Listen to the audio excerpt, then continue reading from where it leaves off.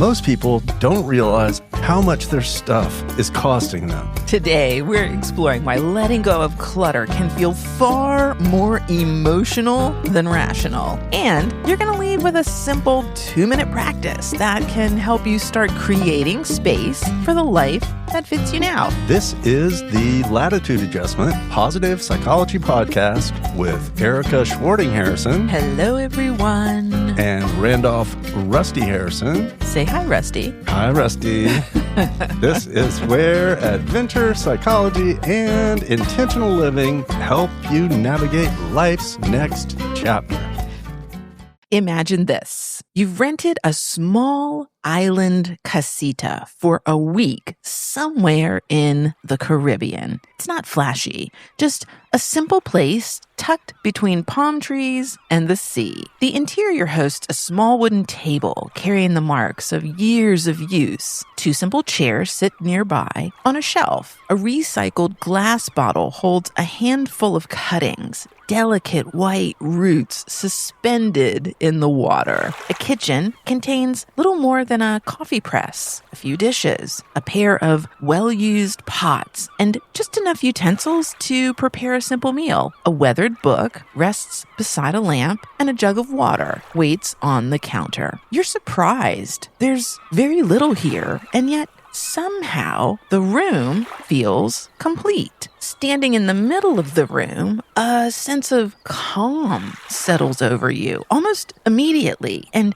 you become aware of something easy to overlook in everyday life. It's spaciousness, not just simply within the room itself, but within your own experience. Your attention is no longer being pulled in a dozen directions. The subtle demand that accumulates around everyday life seems absent here. There is nothing to sort through, maintain, organize, or manage. No overflowing closets, junk drawers, piles in corners, or that garage chock full of mysterious bins whose contents have long since been forgotten. Everything in the space seems intentional. And standing there, barefoot on cool tile, pouring your coffee, you realize you cannot remember the last time your own home felt this light, because somewhere along the way, accumulation became less intentional and more reflexive. Your box saved for someday, equipment from hobbies that no longer occupy your weekends, keepsakes connected to earlier versions of yourself, items inherited from people you loved, purchases that felt way too expensive to part with. What makes this story interesting is that the object is rarely the whole story. More often, what we're holding on to is the meaning attached to the stuff. A memory, an identity, a hope, a fear, a lingering sense of obligation, an image of the person you expected, hoped, or intended to become. Perhaps that's what makes letting go so much harder than it appears from the outside. Sometimes releasing an object feels like acknowledging that a chapter of life has come to an end. The person you were preparing to become gave way to someone else entirely. And in those moments, what we are being asked to release is rarely just the object. It's the story that traveled alongside it. And that is where today's conversation begins. From palm-fringed beaches to everyday decisions that shape your life, this is the Latitude Adjustment, Positive Psychology Podcast, recognized with the Award of Distinction from the Communicator Awards, inducted into the Positive Change Podcast Awards Hall of Fame, and named Podcast of the Year by the American Writing Awards. Hosted by Erica and Rusty Harrison, co-creators of A Guide for Aging Heroes, this story-driven show blends adventure with applied psychology, plus one simple challenge to help you build a life of intention in the second half of life. So, spread out your beach towel and grab a cold drink, because sometimes that's all the stuff you need.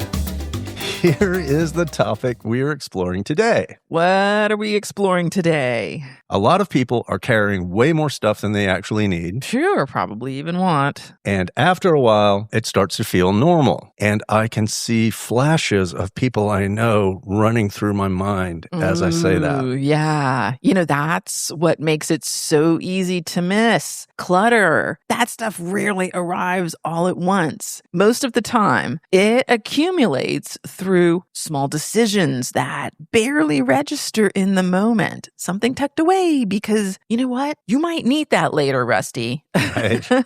Items set aside for a future version of life that never even quite arrives. A closet filled with clothes that belong to 6 former versions of yourself that you were trying on. Okay, Harrison, I know you're thinking Erica's closet used to hold 12 former versions of herself. Your closet was a standing room only auditorium of former selves, baby.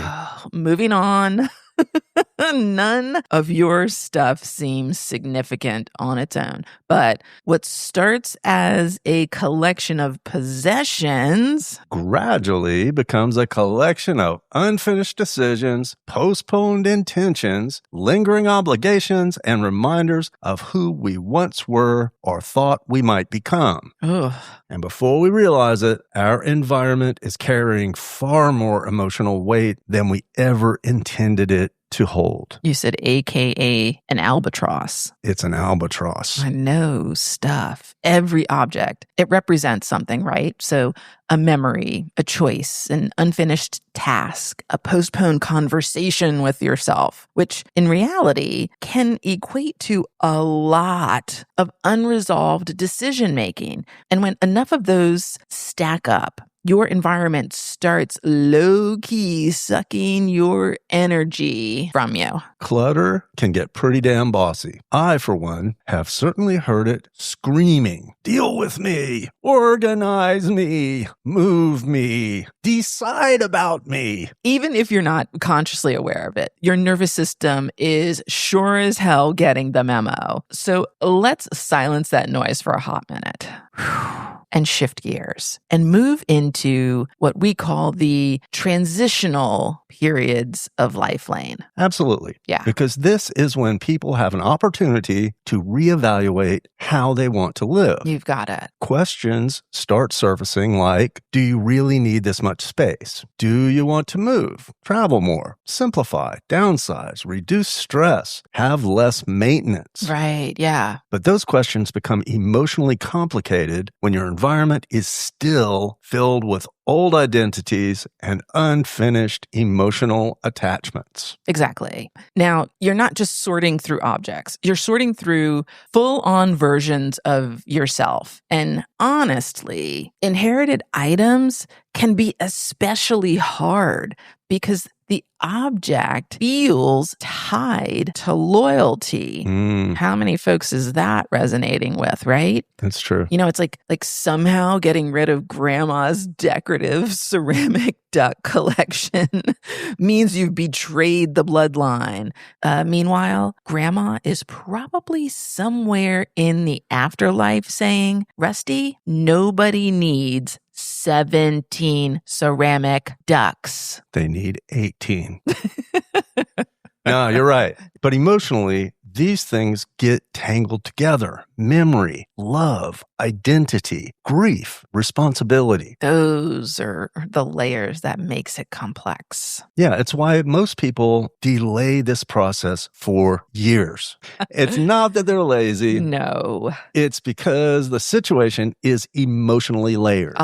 Exactly. So today, we're not talking about becoming minimalists or ascetics. Ascetics is a spiritual practice of minimalism, really. So an ascetic monk might own a bowl and a spoon and one garment. Got it. Yeah. We're talking about creating enough space for your life to just simply breathe again. It's about how you release what no longer fits without feeling like you're losing something important in the process. All right, let's shake the sand off our feet, ease back toward the dock, and do a quick Segment 1, recap. The topic we're exploring, clutter creates emotional, physical, and mental weight. Why it matters, accumulation increases stress and conflict. The deeper issue, many possessions are tied to identity, memory, grief, hope, and unresolved decisions. In segment 2, we'll look at why clutter affects the brain and nervous system a lot, and why letting go can feel emotionally difficult even when you genuinely want to change.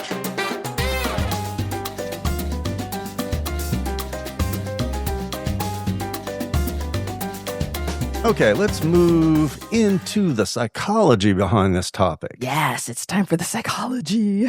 Because clutter is not just inconvenient, it affects attention, stress levels, decision-making, emotional regulation, and even physical energy in measurable ways. Who knew clutter could do all of that? Right? Yeah. No wonder we feel so weighed down from day to day. One useful concept here is something psychologists call visual noise. Hold on, I've heard the term before. You called my Hawaiian shirt visual noise. Listen, if it looks like a duck and quacks like a duck, that damn sure quacks louder than a fire alarm. At any rate, visual noise occurs because your brain constantly processes the environment around you, even when you are not consciously paying attention to it. And when there are too many objects competing for your attention, your system has to work harder to filter and organize incoming information. That makes a huge amount of sense. It does. And I don't think that registers in most people's consciousness when they have a cluttered room. That's it. Let me give you this really quickly. You walk into a space, and for some reason, you just feel this overwhelming sense of calm. Maybe it's a subconscious thing that's happening, but you just feel calm versus you walk into a space and maybe the other happens. Maybe you feel overstimulated, like it's too much, and you're not sure again why, but subconsciously your brain is going, right? And that's the difference between having a space where things have been edited. There are some spaces that have things in them, but then there's also enough blank spaces that it gives your eyes a chance to focus on one thing and enjoy it and have space to move to the next and enjoy it. And that's how that happens. This is Erica with her interior design hat on there. Ooh, can you tell it's a topic I love? For sure.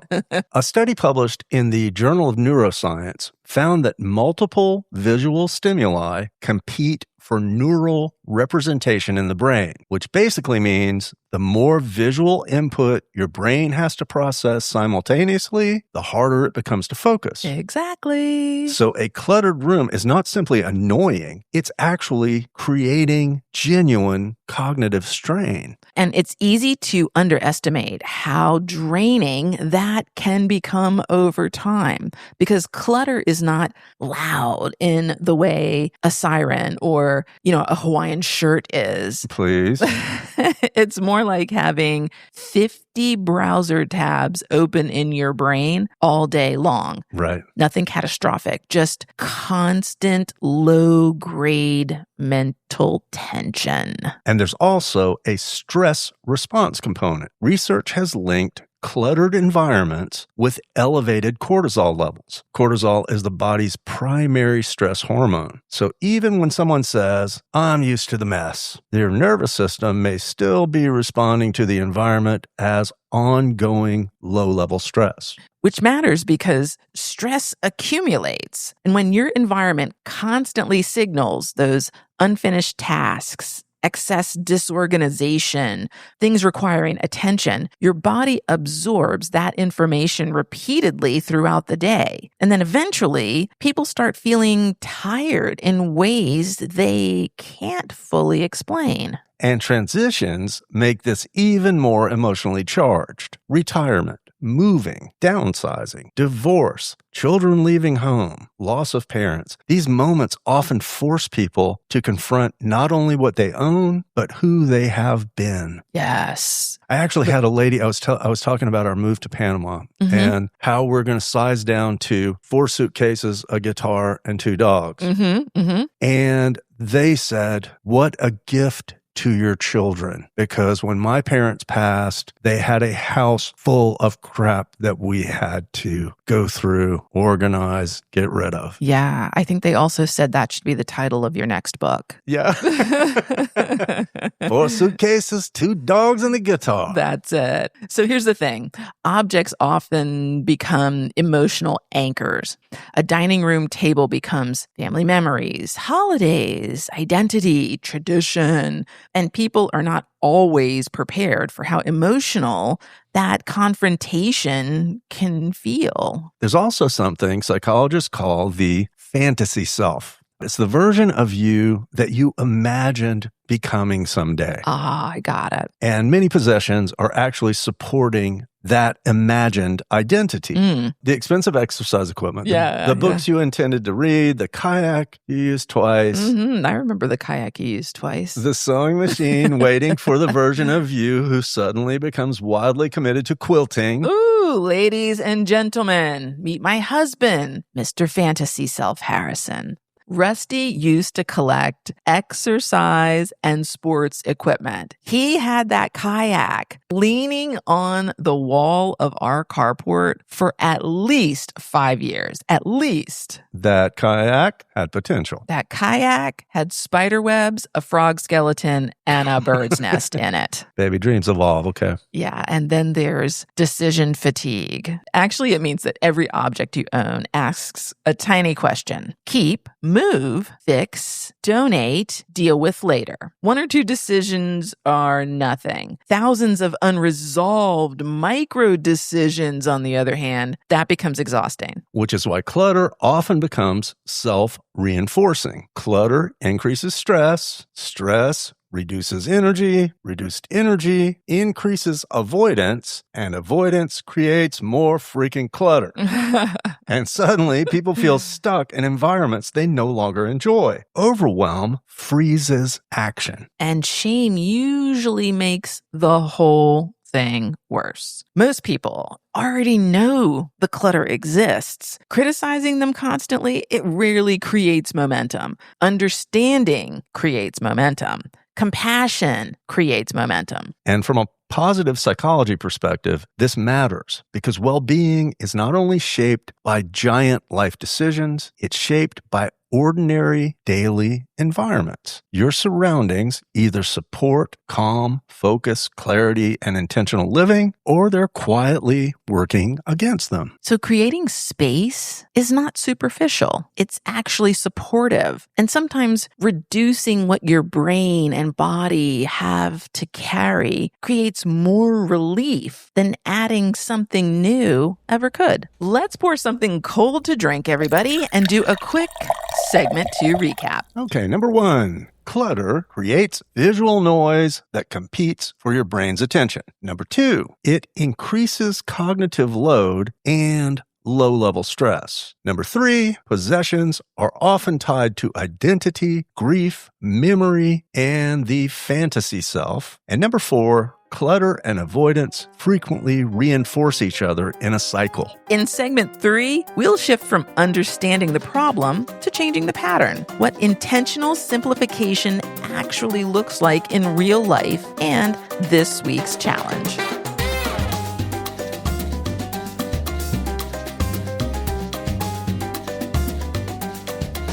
Okay, now we move into the mindset shift because the goal here is not perfection. The goal is alignment. A lot of people approach decluttering like a punishment, an overdue obligation, a giant exhausting project looming over them. Yeah. So think about like when you were a little kid Yes. and your mom tells you to go clean up your room. Oh, dear God. It's that. Oh, it's true. Sometimes you just look at everything that's there and it's so overwhelming. You don't even know where to start, right? Yes. So you go to TJ Maxx. Get more shit. I feel like you're calling me out here. All right. But when you begin viewing it differently as a way of shaping your life intentionally, the emotional tone changes. Now the question becomes, what kind of life am I trying to support? Because intentional living means learning to value more freedom, more flexibility, more mobility, less maintenance, less emotional noise. Also, everything you own asks something from you. It asks for money, attention, storage, maintenance, or energy. And once people begin reducing unnecessary demands, they often experience something unexpected. You ready? Yeah. Relief. Not because they became overnight minimalists, but because the environment stopped constantly pulling at their nervous system. And the relief usually arrives in ordinary moments. You open a closet and can actually find what you need. You sit in a room that feels calmer. You start imagining a move, a trip, or a new chapter, and it feels possible instead of overwhelming. And it's important to say, this process works better when it's small. People get into trouble, I think, when they decide, okay, this weekend we purge everything.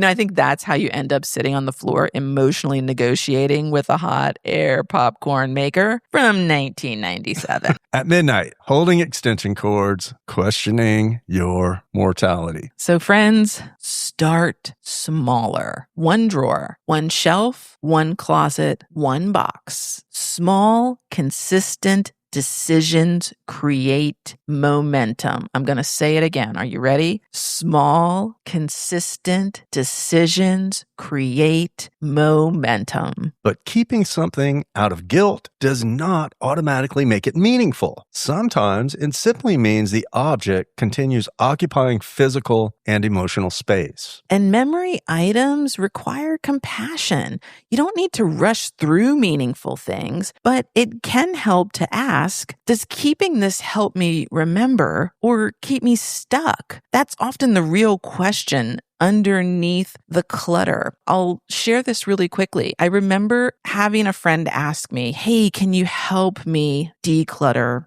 a room? And I said, sure. And so we went in there and there were a lot of those things, belongings that the individual had a genuine emotional attachment to. And one of the things we did is we both kind of shared some of those memories, but kept it brief. And we went, here's what we're going to do. We're going to have a little moment, and then we're going to send the item out into the universe to have a new life. And that's actually something that felt really, really good to the individual. And years later, remembers that experience and still utilizes that process to help purge to this day. Very nice. Well, you know what time it is now. What time is it, Rusty? It's time for this week's challenge.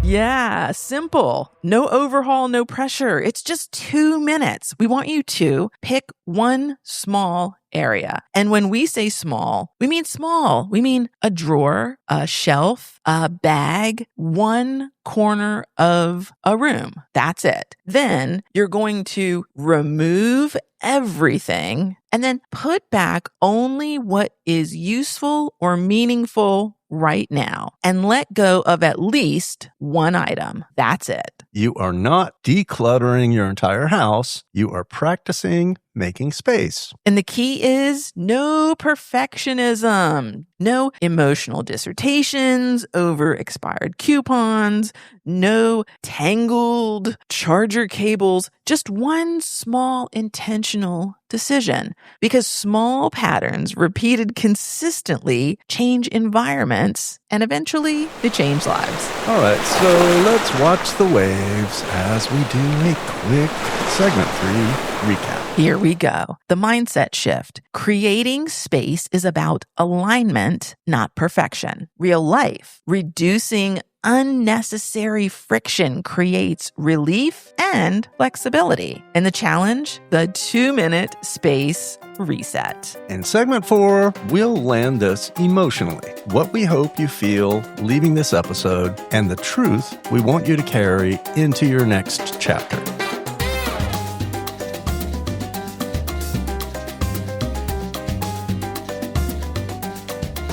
All right, let's find a safe harbor and end our episode with segment 4. Let's do it. If you've been looking around your environment and quietly feeling overwhelmed, Because we know you have. you are not failing. You are someone who has lived a full life, and full lives leave traces. And over time, objects often become emotional placeholders for the lives we have lived or imagined living. And that's deeply human. So what we hope you leave with today is not pressure. We hope you leave with permission. Permission to move slowly, permission to be honest, permission to release guilt, permission to stop carrying things that no longer support your life now. Because letting go is not about rejecting your past. It is about allowing your environment to reflect your present. And here's the truth we most want you to carry forward. You are allowed to enter your next chapter without dragging everything from the last one behind you. You can value what something meant without continuing to carry it. And that applies to more than just objects. Sometimes we also need to release old identities, old expectations, old obligations, old definitions of who we were supposed to be. Yeah. I'm going to let you all in on a little secret. Rusty loves decluttering, but he used to have important piles that were off limits. Those were active projects, Erica. You had a drawer labeled miscellaneous essentials. Absolutely. That was a highly curated collection of potentially useful items. There was a charger in there for a phone we haven't owned since 2012. Well, know this. Technology is cyclical. I don't know why you don't understand that. Ladies and gentlemen, this is a man who believes nostalgia required a backup cord. Okay. But in fairness, if we are revisiting former clutter-related behavior problems, I feel like we should acknowledge that there was also a period of time when your shoe collection had its own ecosystem. Past tense, sir. Past tense. That's true. To be fair, we have both changed a lot over the years, but there absolutely was a phase where opening your closet felt like entering a boutique run by a very stylish squirrel. I like options, Rusty. Options. You had categories for categories, baby. There were summer sandals, dress sandals, casual sandals, walk around town sandals, and what appeared to be emotional support sandals. I'm just going to say that every human listening right now who has a shoe thing completely understands me. And then there's the handbags. My God. At one point, I think we owned handbags for social situations that had not even been invented yet. Okay, first of all, some of those were very nice handbags. I like Louis Vuitton, which you, by the way, mistakenly love to call Shirley Baton. Listen, in our defense, both of us used to approach life a little differently. And honestly, I think that's part of the reason this topic feels so personal now, because we've actually been simplifying our lives intentionally for years. That's true. This current move is not some sudden midlife crisis where we throw all our possessions into a bonfire while chanting beside driftwood. I did that last year. I'm sure you did. We've been scaling down in stages for a long time. We have. We moved from a big house to a smaller home, to less storage, to fewer unnecessary purchases. To an apartment that had no seating at all. What we're doing right now is really just the final cleanse. You've got it. And every time we simplified, life got a little easier. Less cleaning, less organizing, less maintaining, less mental clutter. Hey, and honestly, less money disappearing into random stuff we barely used. Plus, the fewer unnecessary things we carried, the lighter life felt, which is probably why we eventually reached the point where downsizing to move to Bocas del Toro, Panama, actually started feeling exciting instead of terrifying. So let's do an episode recap. In segment 1, we named the issue that we were exploring. Clutter creates emotional and mental weight, not just physical mess. Segment 2, we explored the psychology, visual noise, cognitive load, stress, identity attachment, and unfinished decisions. In segment 3, we offered the mindset shift. Creating space is about alignment and gave you the